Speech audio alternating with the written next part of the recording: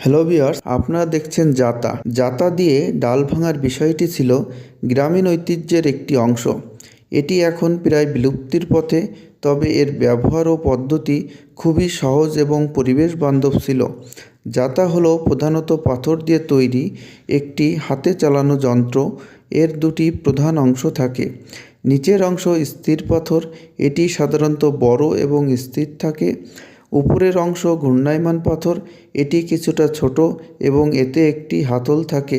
এই পাথরটি নিচের পাথরের উপর রেখে ঘোরানো হতো।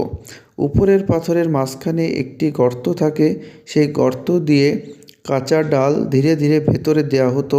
একজন বা দুইজন মিলে হাতল ধরে উপরের পাথরটিকে বৃত্তাকারে ঘোরাতে থাকতো। ঘূর্ণনের ফলে দুটি পাথরের ঘর্ষণে ভেতরে দেওয়া ডালগুলি ফেটে যেত এবং ডাল থেকে খোসা আলাদা হয়ে যেত।